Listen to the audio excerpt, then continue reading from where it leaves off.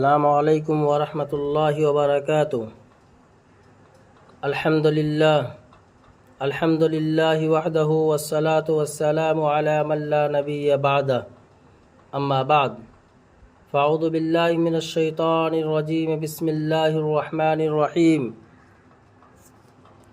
طٰہٰ ما انزلنا علیک القرآن لتشقى الا تذکرۃ لمن یخشی۔ وقال تعالى اهبطا منها جميعا بعضكم لبعض عدو فإما يأتينكم مني هدى فمن اتبع هداي فلا يضل ولا يشقى ومن أعرض عن ذكري فإن له معيشة ضنكا ونحشره يوم القيامة أعمى وقال تعالى من عمل صالحا من ذكر أو أنثى وهو مؤمن فلنحيينه حياة طيبة آمنت بالله صدق الله مولانا العظيم وصدق رسوله النبي الكريم ونحن على ذلك من الشاهدين والشاكرين والحمد لله رب العالمين سبحانك لا علم لنا إلا ما علمتنا إنك أنت العليم الحكيم رب اشرح لي صدري ويسر لي أمري واحلل عقدة من لساني يفقهوا قولي اللهم صل على سيدنا مولانا محمد وعلى آل سيدنا مولانا محمد وبارك وسلم۔ میرے عزیز ساتھیوں، بزرگوں اور دوستوں، اللہ تبارک و تعالیٰ کا انسان پر بہت بڑا انعام ہے کہ اس نے انسان کو زندگی نصیب فرمائی۔ انسان کے پاس بدن کے تمام حصے ہوں، سارا مال و دولت ہوں، لیکن اس کے پاس اس کی اپنی زندگی نہ ہو تو جب آنکھ بند ہو جائے گی تو مال و دولت کسی کام نہیں آئے گا۔ بچہ جب تک اپنی ماں کے پیٹ میں ہوتا ہے تب تک ماں کو بھی بڑا خطرہ رہتا ہے۔ ماں باپ دونوں فکر میں رہتے ہیں کہ اللہ کرے یہ بچہ صحیح سلامت اور زندہ پیدا ہو، اور اگر اس کے لیے اس کی پیدائش سے پہلے کچھ خرید کر رکھا ہو، بہت کچھ بنا کر رکھا ہو، بہت کچھ سجا کر رکھا ہو، خدا نہ کرے کسی کو خدا ایسا موقع نہ دے کہ اگر اس کا بچہ مردہ پیدا ہوا تو یہ ساری محنت ویسے کہ ویسے ہی پڑی رہ جاتی ہے۔ سلائے ہوئے کپڑے اس کے لیے جو تیاریاں کی ہیں سب کے سب بیکار ہو جاتی ہیں۔ حالانکہ بچہ پیدا ہوا ہے، اس کے ہاتھ پیر، اس کی آنکھ، اس کا بدن سب ہے، اس کا وزن بھی ہے، لیکن اس کی زندگی نہیں ہے۔ اس شخص نے بڑی تمناؤں اور امیدوں سے پوری زندگی کی محنت لگا کر رہنے کے لیے بہترین مکان بنایا ہے، لیکن اس کی زندگی نہیں رہی۔ بتائیے پھر یہ مکان کس کام کا ہے؟ اس کا بدن کس کام کا ہے؟ بتائیے اس کا مال و دولت کس کام کے ہیں؟ انسان کو اللہ تبارک و تعالیٰ نے یہ بہت بڑی نعمت دی ہے کہ اس کو زندگی نصیب فرمائی ہے، اس کو حیات نصیب فرمائی، اس کو عیش نصیب فرمائی۔ اب اس زندگی کو دنیا میں انسان کیسے بسر کرے، اس کو دنیا میں سکون کیسے ملے؟ صرف زندگی کا مل جانا ہی کافی نہیں ہے، بلکہ زندگی کے ساتھ سکون بھی ضروری ہے۔ بہت سے لوگوں کو 80-90 سال کی عمر ملتی ہے، لیکن روزانہ صبح سے لے کر شام تک زندگی لڑائی جھگڑے میں گزرتی ہے، سکون نہیں ہے، ٹینشن ہی ٹینشن ہے۔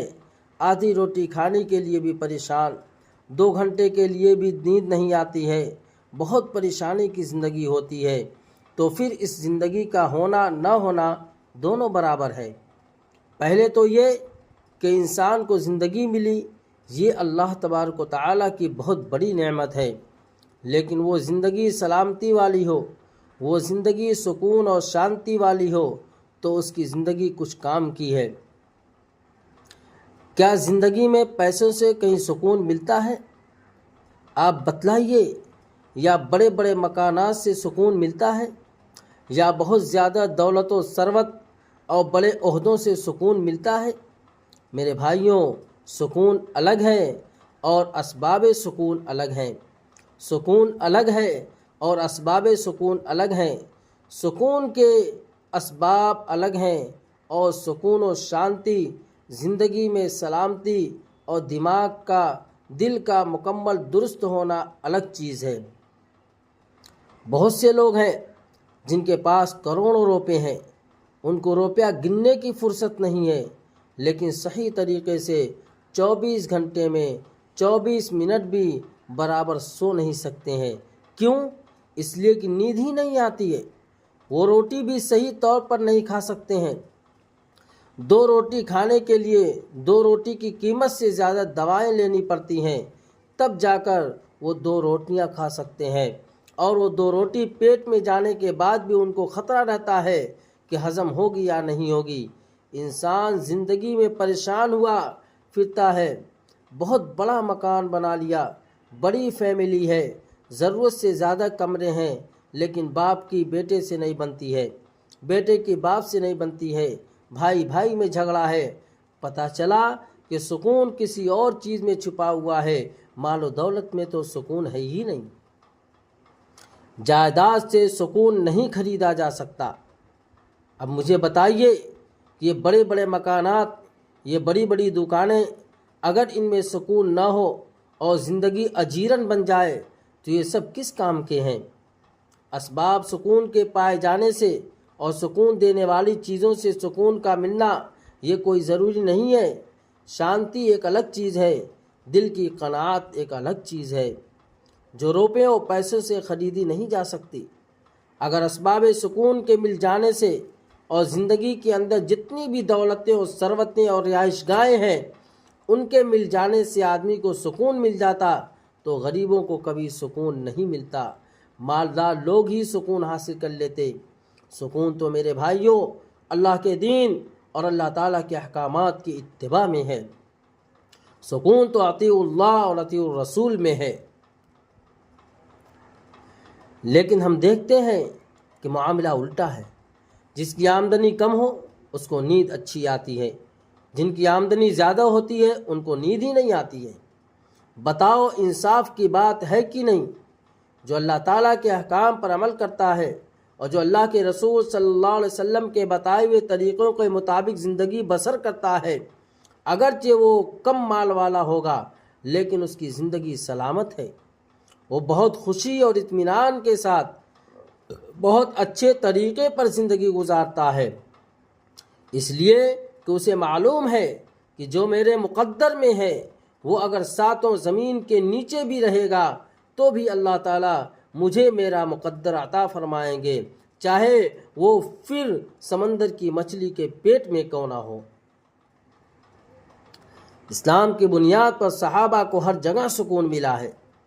احادیث طیبہ کے ذخیرے میں حدیث عنبر کے نام سے ایک بہت مشہور حدیث ہے۔ جناب نبی کریم صلی اللہ علیہ وسلم نے صحابہ اکرام رضی اللہ تعالی عنہم کی جماعت روانہ فرمائی تھی۔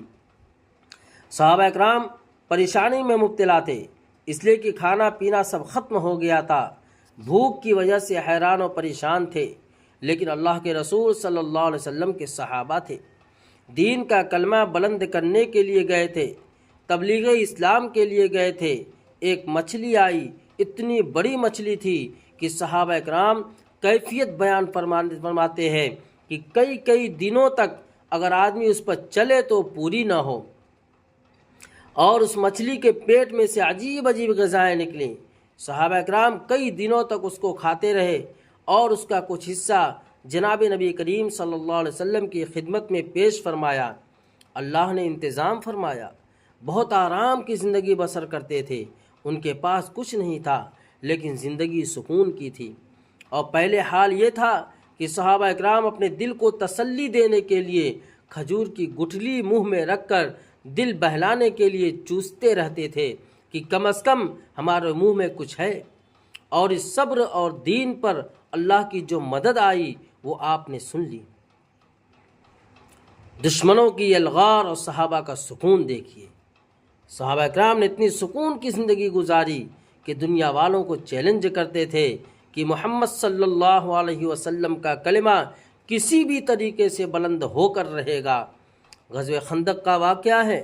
ہم لوگ جو آج کل حالات دیکھتے ہیں کہ ہر طرف لشکر، ہر طرف کے فوجی اور ہر طرف سے اسلام پر یرغار کرنے کے لیے بہت سے ممالک میدان میں اترتے ہیں، اس کی مثال ہمیں غزوہ خندق میں ملتی ہے۔ عرب کا کوئی قبیلہ ایسا نہیں تھا کہ اسلام کی تعلیم کو توڑنے کے لیے مدینہ منورہ آ کر نہ پہنچا ہو۔ بہت بڑی بڑی جماعتیں، بڑے بڑے لشکر آئے۔ صحابہ اکرام رضی اللہ تعالیٰ عنہ کی حالت ایسی تھی کہ ان کے پاس کھانے کے لیے کچھ نہیں تھا۔ ایک صحابی رضی اللہ تعالیٰ عنہ نے حضور اکرم صلی اللہ علیہ وسلم کو اپنا کرتا اٹھا کر بتایا کہ اللہ کے رسول صلی اللہ علیہ وسلم، وہ خندق نہیں کھودی جا رہی ہے، اس لیے کہ میرے پیٹ پر ایک پتھر باندھا ہوا ہے۔ حضور اکرم صلی اللہ علیہ وسلم نے اپنا کرتا اٹھایا اور پیٹ مبارک دکھایا تو وہ صحابی رضی اللہ تعالیٰ عنہ رو پڑے کہ میرے پیٹ پر تو ایک پتھر ہے اور اللہ کے رسول صلی اللہ علیہ وسلم، امام الانبیاء، سید الاولین والآخرین صلی اللہ علیہ وسلم کے پیٹ پر 2 پتھر ہے۔ لیکن اللہ کا کلمہ پڑھ کر، اللہ تعالیٰ کا نام لے کر کلہاڑی ماری تو وہ خندق کھد گئی۔ غزوہ خندق کو مسلمانوں نے جیت لیا اور اللہ تعالیٰ نے فتح مسلمانوں کو عطا فرمائی۔ میرے عزیز ساتھیوں، سکون دین اسلام ہی سے آئے گا۔ اب ان سب باتوں سے پتہ چلتا ہے کہ جیت اور فتح کے لیے، دنیا میں سربلندی کے لیے، شانتی والی، سکون والی زندگی بسر کرنے کے لیے اسباب کا ہونا ضروری نہیں ہے۔ جب تک انسان اللہ رب العزت کے احکامات پر عمل نہیں کرے گا، سکون حاصل نہیں کر سکتا، چاہے اس کے پاس سب کچھ موجود ہو، لیکن وہ شریعت کے مطابق زندگی بسر نہیں کرتا ہے تو پھر اس کی زندگی میں سکون آ ہی نہیں سکتا ہے۔ آپ اس بات کو آزما کر دیکھیے، سکون صرف اللہ تعالیٰ نے اپنے دین میں ہی رکھا ہے، اور اس بات کو بھی دیکھیے کہ جس کی زندگی میں دین ہے وہ مست مزے سے زندگی گزار رہا ہے۔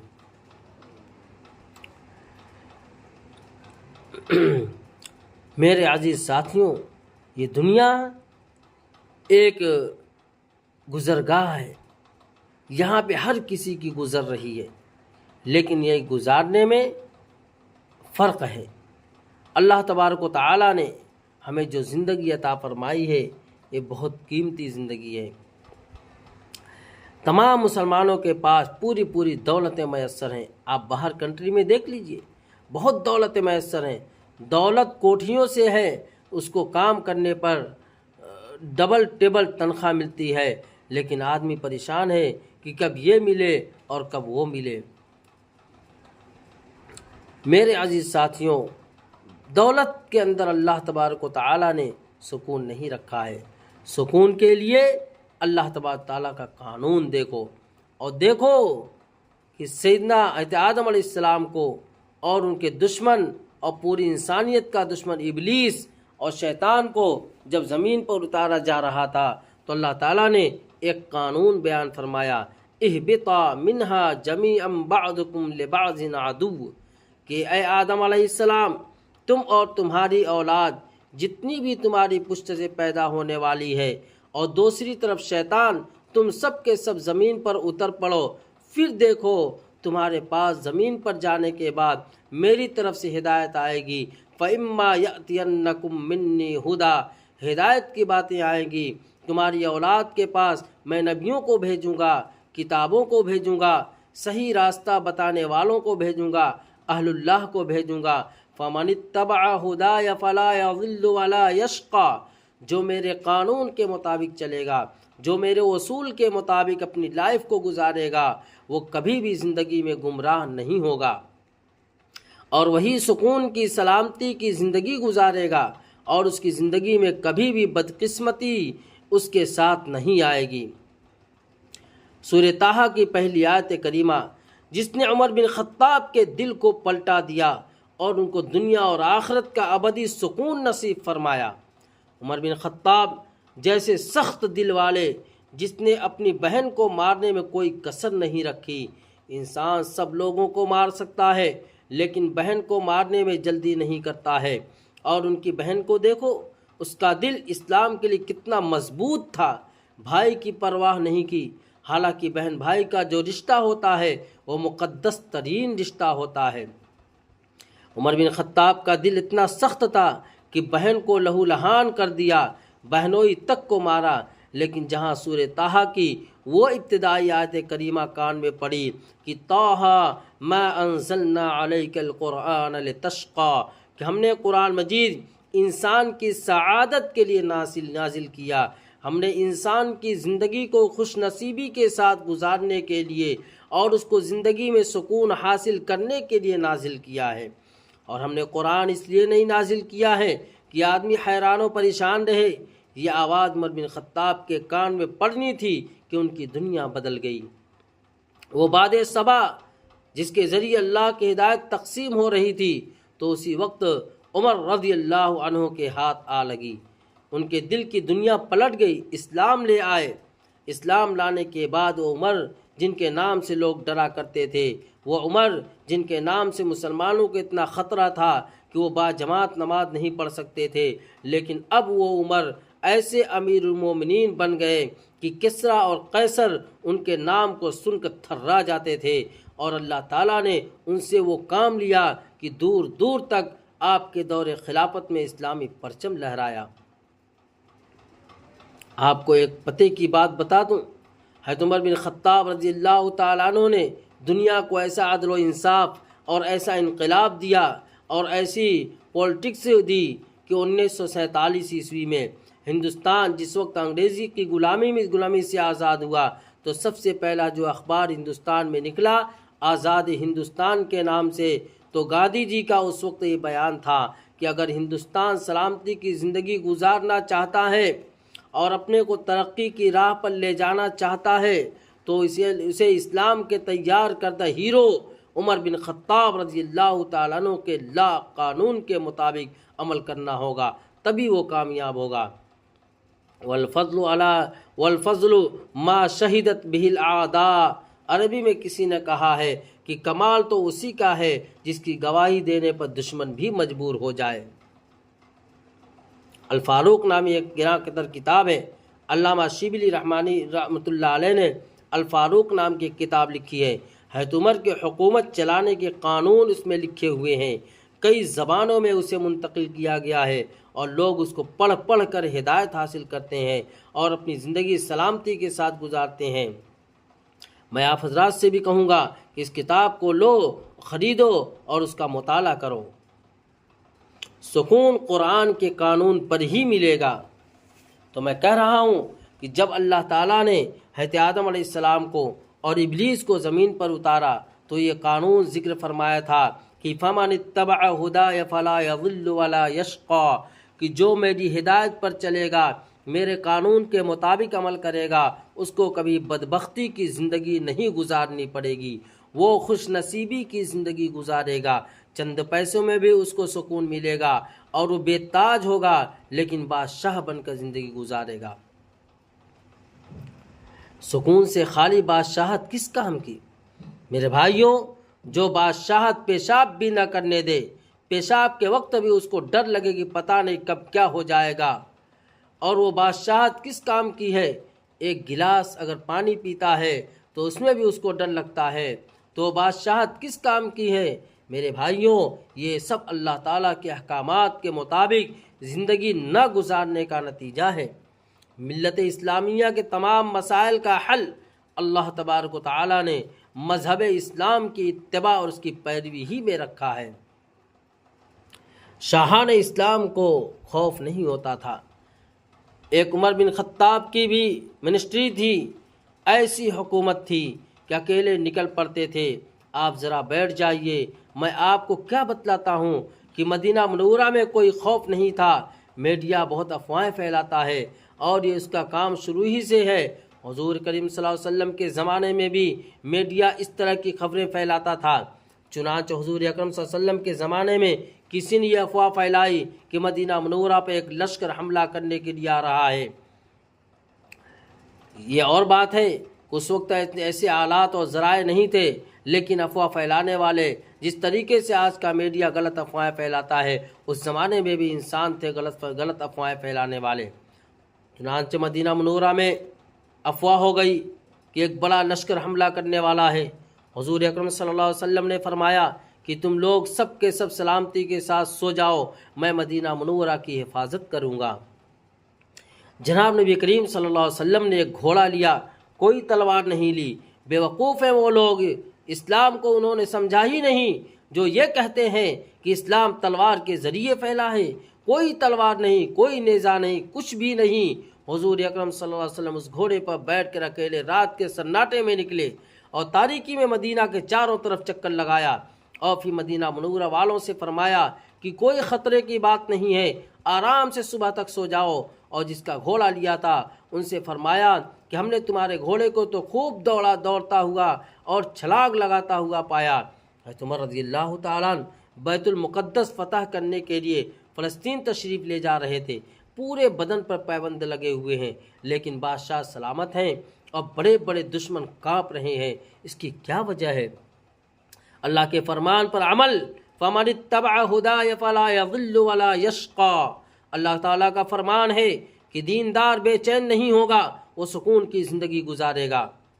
آج ہم میں سے ہر شخص بے چینی کی زندگی گزار رہا ہے، ہر شخص کی زندگی سکون چھینا ہوا ہے، ہر شخص بے چین ہے۔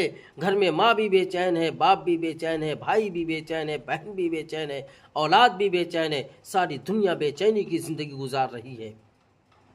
اللہ تعالیٰ کا اعلان ہے وَمَنْ عَارَضَ عَنْ ذِكْرِي، کہ جو میرے حکم کے مطابق نہ چلتا ہو تو اس کے یہاں میاں بیوی میں جھگڑے ہیں، اس کی زندگی میں سکون نہیں ہوگا۔ اس لیے شریعت پر ہم آ جائیں، اس میں ہر ایک کا علاج ہے۔ شریعت کو ہم فیصل بنائیں۔ اگر اولاد کے ساتھ کوئی معاملہ ہو رہا ہے، بھائی بہنوں کے ساتھ کوئی اختلاف ہو رہا ہے، تو اپنی ناک کی فکر نہ کریں، اپنی ناک کی فکر نہ کریں، اپنا کالر ٹائٹ کرنے کی فکر میں نہ رہیں۔ اس معاملہ کو شریعت کی عدالت میں پیش کریں، سب معاملہ صحیح ہو جائے گا۔ اس پر ہم راضی رہیں، شریعت جو کہے گی اس پر تیار رہیں، جھگڑا ہی نہیں رہے گا۔ اپنی منمانی زندگی گزاری تو قرآن نے صاف اعلان کیا ہے، جھگڑے کبھی ختم ہونے والے نہیں ہیں۔ اور آج ہم سب کا حال یہی ہے، زندگی کی بے سکونی کبھی ختم نہیں ہوگی، ڈپریشن کی بیماری کبھی ختم نہیں ہوگی۔ روپیہ کماتے چلے جاؤ گے، تجوریاں بھرتے چلے جاؤ گے، کاؤنٹ بڑھتا ہی جائے گا، لیکن سکون نہیں ملے گا، اور بے سکونی کے ساتھ تمہاری زندگی ختم ہو جائے گی۔ فرمایا کہ فَإِنَّ لَهُ مَعِيشَةً ضَنْقًا، ایسے آدمی کی زندگی کو مشکل بنا دیں گے۔ وَمَنْ عَارَضَ عَنْ ذِكْرِي فَإِنَّ لَهُ مَعِيشَةً ضَنْقًا، کہ جو شخص بھی ہمارے حکم کی خلاف ورزی کرے گا، جس نے ہمارے قرآن پاک کے مطابق عمل نہیں کیا، ہم اس کی زندگی کو مشکل بنا دیتے ہیں۔ اس کی زندگی سکون غارت ہو جائے گا، وہ امن سے نہیں رہے گا، وہ سکون سے نہیں رہے گا، وہ بے چینی اور بدامنی اور بدقسمتی کی زندگی گزارتا ہوا دنیا سے چلا جائے گا۔ میرے عزیز ساتھیوں، آپ کو معلوم بھی ہے، ہم یہ سمجھتے ہیں کہ ہم نے اللہ کی نافرمانی کیا کی ہے۔ ایک اہم فریضہ نماز کو لے لیجئے، آج ہماری زندگی سے نماز کا جنازہ نکلا ہوا ہے، یہ بھی اللہ کی نافرمانی ہے۔ اور اللہ تبارک تعالیٰ نے قرآن میں کیا فرمایا؟ اس کی زندگی کو تو مشکل بنائیں گے ہی بنائیں گے، قیامت کے دن بھی اس کو اندھا بنا کر اٹھائیں گے۔ وَنَحْشُرُهُ يَوْمَ الْقِيَامَةِ أَعْمَى، قیامت کے دن وہ شخص نابینا بن کر آئے گا، اور پھر اللہ تعالیٰ سے پوچھے گا کہ لِمَ حَشَرْتَنِي أَعْمَى، اے اللہ میں تو دنیا میں دیکھتا پھرتا تھا، میرے تو چشمے کے نمبر بھی نہیں تھے، تو بہت کم تھے، مجھے تو ساری چیزیں نظر آتی تھیں، آج میں اندھا کیوں ہوں؟ آپ نے مجھے ایسا کیسے بنا دیا؟ اللہ کی طرف سے صاف اعلان ہوگا کہ تو نے دنیا میں سنا نہیں تھا کہ جیسی کرنی ویسی بھرنی، تو دنیا میں دیکھتا کہاں تھا؟ تو دنیا میں اپنے آپ کو سمجھا تھا کہ تجھے سب نظر آ رہا ہے، لیکن میری لسٹ میں تو بہت پہلے سے ہی اندھا ہے، اس لیے کہ تو نے دنیا میں میری آیتوں کو سن کر دیکھ کر اس پر عمل نہیں کیا، تو گویا کہ تو اندھا ہی رہا۔ اسلام سے اندھا آخرت میں اندھا ہی اٹھے گا۔ وَمَنْ قَانَ فِي هَذِهِ عَامًا فَهُوَ فِي الْآخِرَةِ عَامًا وَأَضَلُّ سَبِيلًا، جو اس دنیا کے اندر اندھا ہوگا، آخرت کے اندر بھی وہ اندھا ہی ہوگا۔ کیا مطلب؟ اس کا یہ مطلب نہیں ہے کہ دنیا کے اندر جو آدمی آنکھوں کے اعتبار سے اندھا ہوگا، آخرت کے اندر بھی وہ اندھا ہوگا۔ قرآن کا مطلب یہ ہے کہ جس نے دنیا میں غفلت کی زندگی گزاری، جس نے دنیا میں شریعت سے منہ موڑ کر زندگی گزاری، خدا تعالیٰ کے احکام کو نہیں سمجھا اور نہیں دیکھا اور نہیں پڑھا، قرآن کی تلاوت نہیں کی، رسول اللہ صلی اللہ علیہ وسلم کی سنتوں کو اس نے نہیں اپنایا، آخرت میں اس کو ایسے ہی اندھا بنا کر اٹھایا جائے گا۔ وہ سوال کرے گا تو اللہ تعالیٰ فرمائیں گے کہ دنیا میں تیرے پاس میرے احکام آئے تھے، تو نے اس کی کوئی پرواہ نہیں کی تھی، آج میں بھی تیری کوئی پرواہ نہیں کروں گا۔ یہاں تو جیسا ہوگا ویسا ہی آخرت میں معاملہ ہوگا۔ ہم دھوکہ والی زندگی سے اپنے آپ کو ہوشیار رکھیں۔ ہم نے کیا سمجھا ہے؟ اس لیے اللہ نے قرآن میں بیان فرمایا کہ پورے کے پورے اسلام میں داخل ہو جاؤ۔ قرآن گھر بیٹھے سمجھ میں آنے والی چیز نہیں ہے۔ میرے ساتھیوں، علماء سے ربط رکھو، علماء سے اپنے تعلق کو مضبوط کرو، مت ان کی توہین کرو، مت ان کو حقارت کی نظر سے دیکھو۔ قرآن کا علم رکھنے والے اللہ تبارک و تعالیٰ کے محبوب بندے ہیں، ان کے پاس آ کر کے قرآنی علوم کو سیکھو، قرآنی احکامات کو سیکھو، اپنی زندگی گزارنے کے طریقے کو سیکھو، اپنی زندگی کے سکون کو سیکھو۔ قرآن میں اللہ تعالیٰ فرماتا ہے بل هو آیات بینات فی صدور الذین اوتوا العلم، قرآن پاک کے حقائق سینوں میں ہیں، اللہ تعالیٰ کی طرف سے ان کی مراد اترتی ہے۔ کچھ لوگ قرآن پاک کا ٹرانسلیشن پڑھ کر دلیل کرتے ہیں، کچھ لوگ بخاری شریف کے حدیث پڑھ کر اس کے اوپر سے اس کے تشریح کرتے ہیں، حالانکہ کوئی حدیث انہیں معلوم نہیں ہے۔ احادیث کو جاننے کے لیے علوم کا جاننا ضروری ہے، قرآن پاک کی تعبیرات کو جاننے کے لیے کم از کم 12 علوم کا جاننا ضروری ہے۔ 12 علوم کو آدمی جب تک نہیں سمجھ نہیں سکتا، اس کی سمجھ میں قرآن پاک کی تفسیر نہیں آ سکتی ہے، صاف بات ہے۔ میرا جی ساتھیوں، قرآن کی کم سے کم جو چند صورتیں ہمیں یاد ہیں، جو ہم اپنی نمازوں میں پڑھتے ہیں، کم سے کم اس کے تراجم اور اس کا صحیح مطالب علماء اکرام کے پاس بیٹھ کر کے اس کو سیکھیں، یا قرآن کریم کے تراجم کو پڑھیں۔ جب بات سمجھ میں نہ آئے تو آ کر کے علماء سے رجوع کریں۔ لیکن معاملہ ایسا ہوا کہ حضور اکرم صلی اللہ علیہ وسلم تشریف لائے اور آپ نے ان کو قرآن سمجھایا، اور قرآن پاک کی آیات سے پتہ چلتا ہے کہ انسان کو انسان بنا سکتا ہے، کتاب انسان نہیں بنا سکتی۔ وہ تو صرف ایک ذریعہ ہے، ایک وسیلہ ہے، اور وسیلہ وسیلہ ہی ہوتا ہے۔ اسی لیے تو ہمارے اسلاف نے فرمایا کہ علم کا تعلق دل سے ہے، نہ کہ کتاب سے ہے۔ میرے عزیز ساتھیوں، وَمَنْ كَانَ فِي هَذِهِ عَامَةٍ کے اوپر ایک لطیفہ ہے۔ اس زمانے میں بہت کام کا قصہ ہے۔ کچھ لوگ ظاہری ترجمہ کر کے اپنے آپ کو بہت ہوشیار سمجھتے ہیں۔ ایک مرتبہ ایسا ہوا، حضرت امام اعظم ابو حنیفہ رحمۃ اللہ علیہ، جن کے اساتذہ اکرام ہوا کرتے تھے اور جو خیر القرون سے قریب کے دور میں ایک عالم دین گزرے ہیں، ان کے ساتھ کسی ظاہری عالم کا کچھ مقابلہ ہوا، اور وہ یہ کہہ رہے تھے قرآن حدیث کے آیات کا جو ظاہری ترجمہ ہوگا، یعنی جو ظاہر بتا رہا ہوگا، تو ہم اسی کے مطابق عمل کریں گے۔ اب اس حنفی عالم نے بڑی اچھی پکڑ کی، اس نے کہا کہ اچھا، جو ظاہر بتائے گا اسی کے مطابق عمل ہوگا۔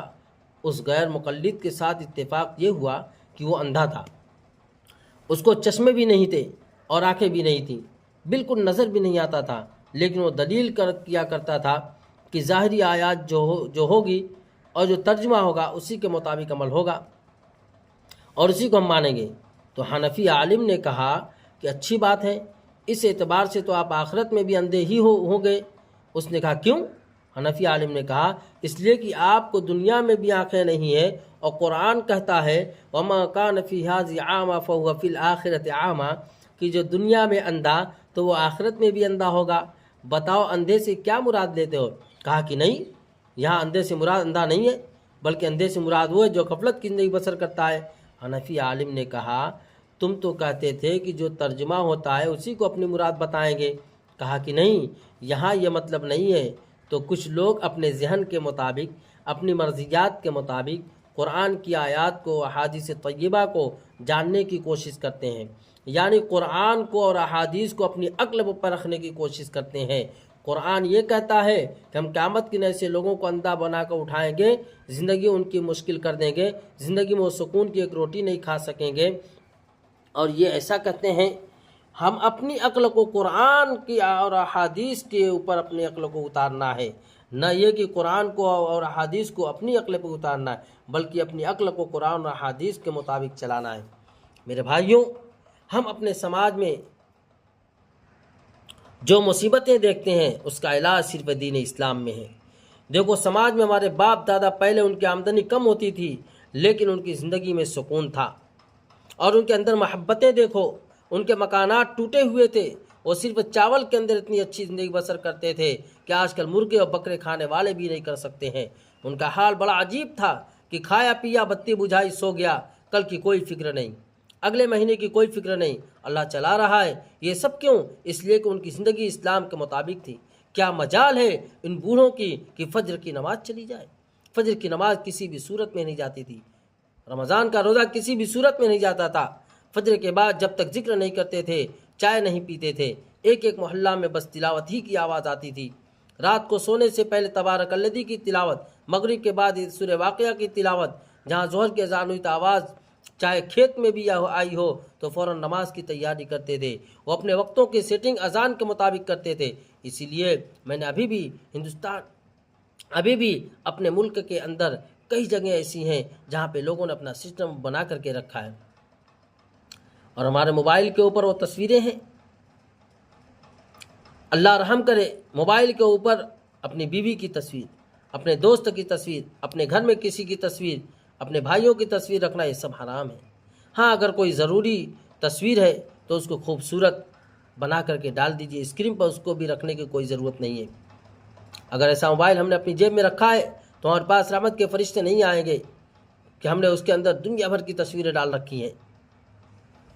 ان اللہ ملائکتہ لا تدخلوا بیتا فیہ کلب او جنب او صورت او کما قال علیہ الصلوۃ والسلام۔ رحمت کے فرشتے ایسے گھر میں نہیں آتے ہیں جس گھر میں کتا ہو یا کوئی تصویر ہو یا کوئی ناپاک آدمی پڑا رہتا ہو۔ میرے ساتھیوں، اپنے موبائل کو بھی پاک رکھنے کی فکر کریں۔ ہماری ساری زندگی کے اندر جو بے برکتی آ رہی ہے وہ اسی کا نتیجہ ہے۔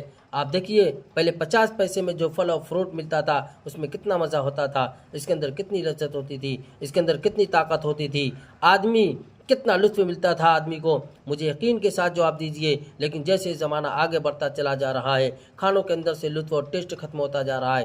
آپ محسوس کرتے ہو کہ نہیں؟ ہم نے تو محسوس کیا ہے۔ چاہے ہم کتنا ہی لذیذ کھانا پکائیں، کیسا بھی کھانا پکاؤ، کتنا ہی مسالہ ڈالو، لیکن اس کے اندر وہ مزہ نہیں ہے۔ اس کے اندر وہ مزہ کیوں نہیں ہے؟ وہی قرآن پاک کی آیت، وَمَنْ عَارَضَ عَنْ ذِكْرِي فَإِنَّ لَهُ مَعِيشَةً ضَنْكًا، جو شخص دین کے اوپر پورا نہیں اترے گا، ہم اس کے لیے زندگی دشوار بنا دیں گے۔ اس لیے میرے بھائیوں، ہم زندگی گزارنا سیکھیں۔ ہم اپنے آپ کو اللہ اس کے رسول کے احکامات کے اوپر اپنی زندگی کو ڈھالنے کی کوشش کریں اور سنتوں پہ عمل کرنے کی کوشش کریں۔ اللہ تبارک و تعالیٰ نے جو ہمیں زندگی دی ہے یہ بہت ہی اہم زندگی ہے۔ اعمال صالحہ کرنے والا پرسکون ہوتا ہے۔ آیت میں نے پڑھی، من عمل صالحا من ذکر او انثى او مؤمن، کہ جو شخص نیک کام کرتا ہے، رسول اللہ صلی اللہ علیہ وسلم کی سنتوں کے مطابق زندگی بسر کرتا ہے، قرآن کے احکام کے مطابق زندگی بسر کرتا ہے، من ذکر او انثى، چاہے وہ مرد ہو یا عورت۔ قرآن پاک قسم کھا کر کہتا ہے، اس کا ترجمہ قسم ہی جیسا ہوتا ہے، فَلَنُحْيِيَنَّهُ حَيَاةً طَيِّبَةً، ہم ضرور اس کو بڑی اچھی راحت والی، پاکیزہ، شانتی اور سلامتی والی زندگی اس کو دیں گے۔ قرآن پاک نے فرمایا ہے، جو بھی نیک عمل کرے، چاہے وہ مرد ہو یا عورت، اگر اچھی زندگی بسر کرے تو اللہ تبارک و تعالیٰ فرماتے ہیں کہ اس کو ہی سکون والی زندگی ملے گی، اس لیے کہ قرآن پاک کا وعدہ ہے، قرآن و سنت کے مطابق جو عمل کرے اس کی زندگی کے اندر ہم سکون دیں گے۔ اللہ رب العزت ہم لوگوں کو اپنی زندگی کی حقیقت سمجھنے